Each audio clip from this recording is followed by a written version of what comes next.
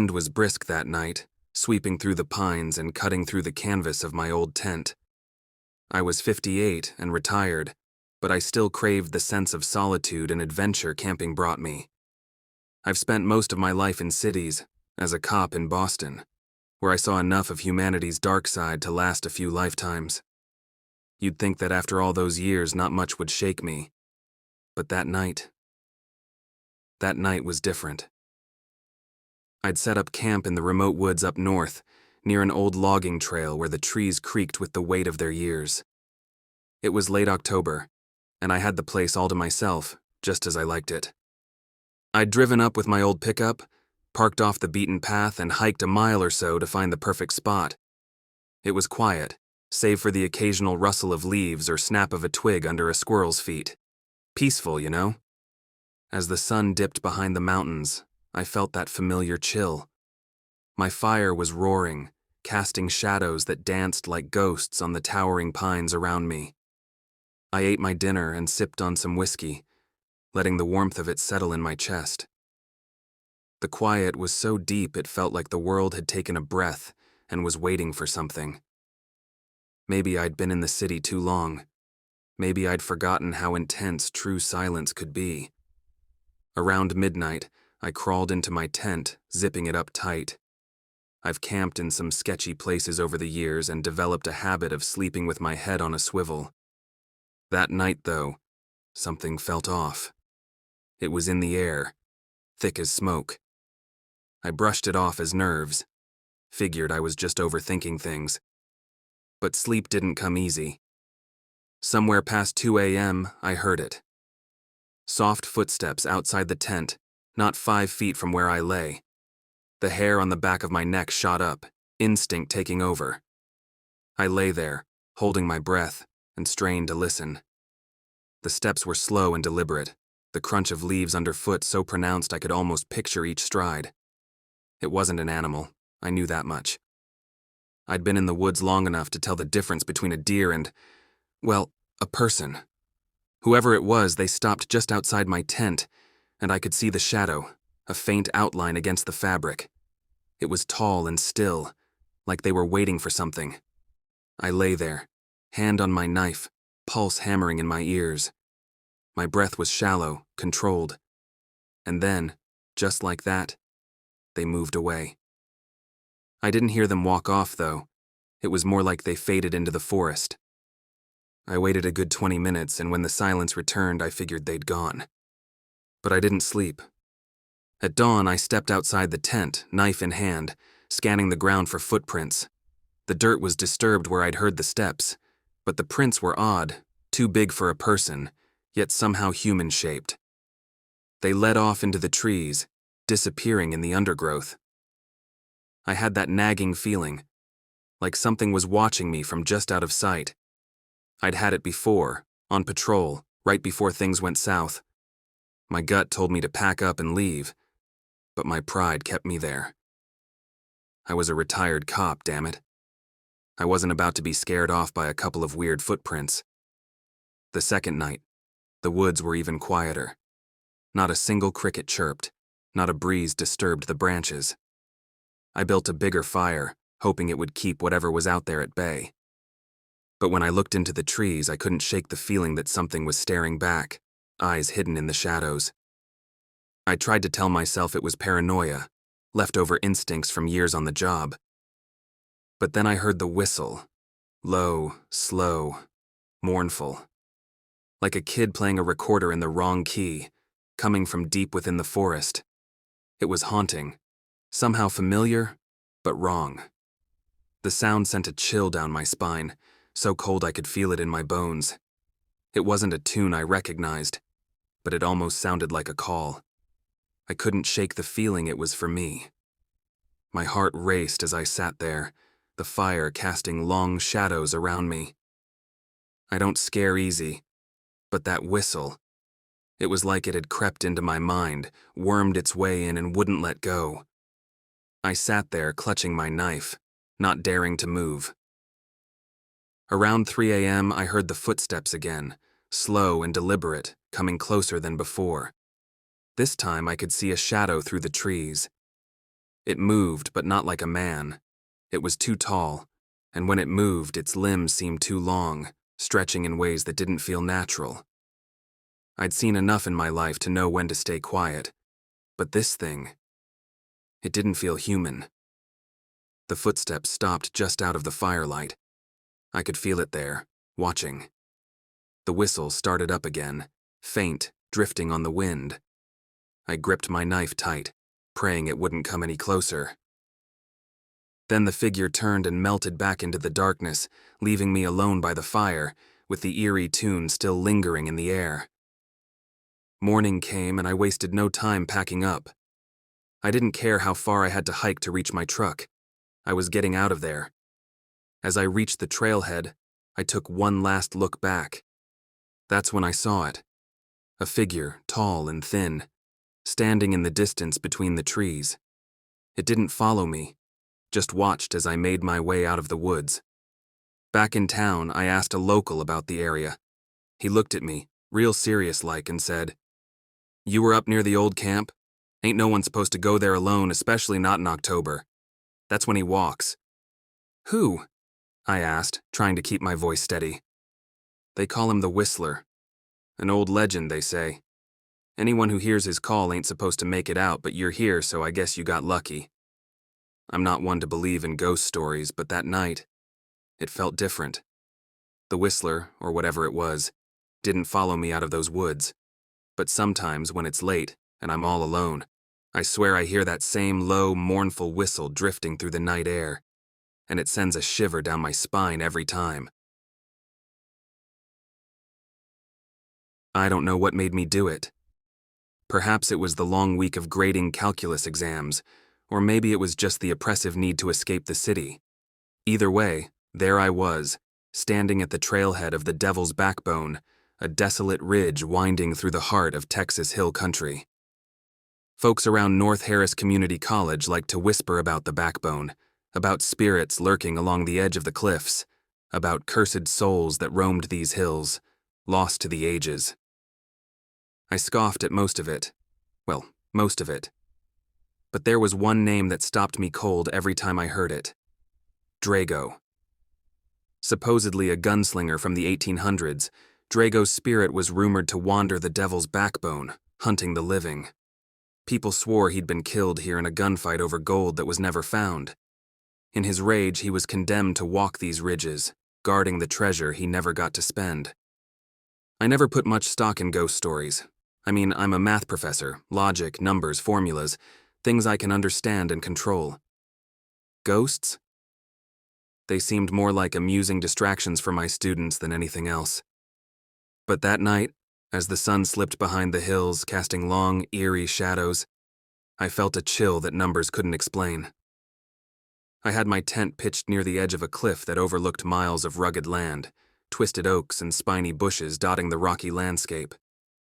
I'd built a small campfire and settled into my folding chair, listening to the pop and crackle of the flames, trying to find some peace in the solitude. As darkness gathered, I started hearing things. At first, it was just the wind, sighing through the ravine below, a mournful sound that set me a little on edge. But then came something else, a faint metallic clink, like the sound of spurs brushing stone. It was barely there, but it was there, persistent, keeping rhythm with the beat of my own nervous pulse. "Just your imagination," I muttered, focusing on the fire. I'd brought along a book, some old calculus text I'd planned to read, but the words just blurred on the page. My mind kept drifting back to the stories, back to Drago. The air seemed to thicken with each passing minute, a pressure that sat heavy on my chest. It was too quiet, almost as if the crickets, the owls, the wind itself were all holding their breath. I tossed another log into the fire, watching the sparks rise, little flickers of light swallowed by the darkness beyond. And that's when I saw him. At first, it was just a shadow, a figure on the edge of the firelight, half hidden among the trees. He wore a wide-brimmed hat that cast a deep shadow over his face, and his clothes, dark and dusty, looked like they hadn't seen a wash in over a century. But the worst part was his eyes, Cold, flat, and empty, like a void where life should have been. Drago? I whispered before I could stop myself. The word fell from my lips, too soft to carry far, but somehow, I knew he'd heard it.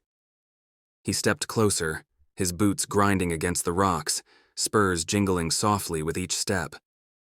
He didn't seem to walk so much as drift, like he was caught halfway between the physical world and something darker, something twisted. What do you want? I forced the words out, my mouth dry, my heart hammering so hard I thought it might break free of my chest. Drago just stared at me. His lips barely moved, but I heard his voice clear as day, like a whisper right by my ear. Gold was supposed to be here. I shivered, feeling a prickle down my spine. Gold? I don't have any gold. His eyes narrowed, like he didn't believe me, like I was just another trespasser, another body to deal with. He took another step forward, the firelight illuminating his face for a moment. His skin was stretched tight over his bones, and there were black, hollow pits where his cheeks should have been. His eyes gleamed, reflecting the flames with a hunger that made my stomach churn. I scrambled backward, my hand reaching blindly for something, anything to defend myself. My fingers found a rock, rough and jagged, and I held it up like it might actually do something against a dead gunslinger. You took my gold, he rasped, his voice low and dripping with malice. They all took it. I swear I didn't take anything, I stammered. I'm just camping. For a moment he paused, as if considering my words. His eyes seemed to lose focus, like he was staring through me, through time itself, locked in some eternal memory. They buried me out here, he muttered, his voice growing softer, almost pitiful. They left me to rot with nothing but lies. Something inside me twisted, a strange, cold sympathy for this lost soul. But it didn't change the fact that he was edging closer, his hand drifting toward his belt where a worn, tarnished pistol hung loosely. I didn't wait for him to pull it. I turned and bolted, crashing through the underbrush, the shadows twisting and dancing as the firelight receded. Behind me, I heard the jingle of spurs, steady and unyielding, like he was right there, reaching out for me. The darkness closed in, thick and suffocating, and every step felt like it dragged me deeper into some otherworldly grip. I stumbled, nearly falling over a root, but somehow managed to keep my balance. The path twisted, my only guide the faint glimmer of stars through the treetops. I couldn't hear him anymore, but I could feel him, like a heavy weight pressing on the back of my neck. My lungs burned, my legs ached, but I didn't dare stop. Finally, I burst out onto a clearing, the moonlight washing over me like a lifeline. I stopped, gasping for air, looking back into the shadows. There was no sign of him, no sound, no trace. For a long moment I just stood there, waiting, my heart thudding, my mind reeling. Then, slowly, I walked back to my campsite. The fire was nearly out, just a few glowing embers flickering in the cool night air. I never saw Drago again. But sometimes, late at night when I'm back in my office at North Harris, I'll glance up at the window and catch a shadow in the reflection. A figure in a wide-brimmed hat, watching, waiting. And even now, as I tell you this story, I can't shake the feeling that he's out there, somewhere in the dark, waiting for the next lost soul to stumble into his domain. So, if you ever find yourself on the devil's backbone, remember, some spirits don't rest easy, and Drago, he's still looking for his gold. When the sun dipped behind the trees, casting the forest in hues of gold and red, I felt a familiar thrill. I'd grown up on camping trips, roughing it out in the wild. Now it was my son Jack's turn to share in the adventure. Just the two of us under the open sky, free from the glow of screens and the hum of civilization. Jack was only 10, but he was braver than I'd ever been at that age. He'd practically begged for this trip, his eyes lighting up when I mentioned we might see elk, deer, maybe even a bear. But as night fell, an uneasy silence settled over the forest, one that had me double-checking the edge of the tree line every few minutes. Jack noticed it too, his chatter dwindling as the shadows thickened. We set up camp on the edge of a clearing, far enough from the beaten path that we wouldn't be disturbed but close enough to hike back to the car by sunrise. Or at least that was the plan. The night deepened, and as we finished dinner over the crackling fire, a faint howl drifted through the trees. "Dad?" Jack's voice was a low whisper, his eyes wide and uncertain. "What was that?" "Probably just a coyote, bud.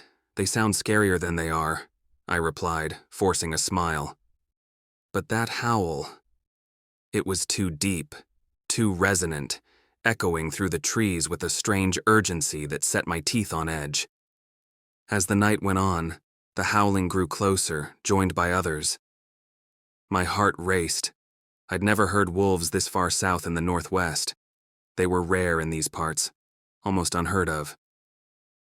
"All right, Jack, let's get into the tent," I said, trying to keep my voice steady. He looked up at me, sensing something wrong, but he didn't argue.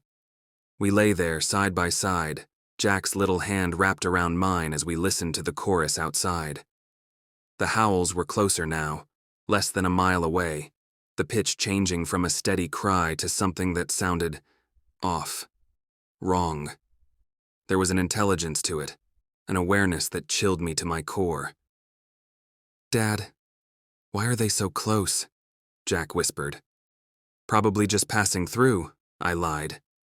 In reality, I had no idea why they'd be this close to us, why they'd be circling our campsite.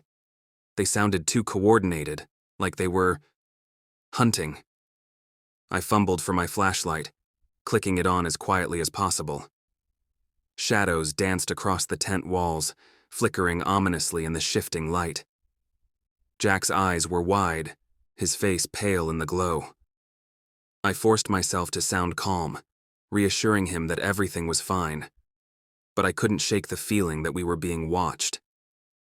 Just then, there was a soft rustling outside.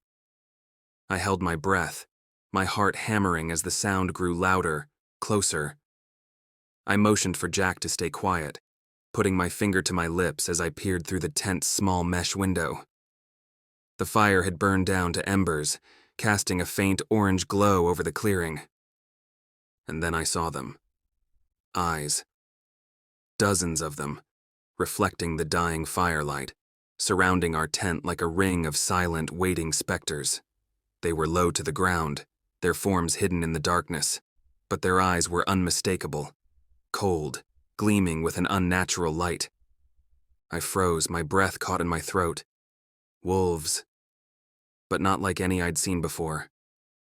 They were larger, leaner, their eyes fixed on us with a hunger that made my blood run cold. There was something almost human in the way they watched us, a patient malevolence that defied reason. One of them moved, stepping into the dim firelight. Its fur was matted, thick with dirt, and something darker that stained its muzzle.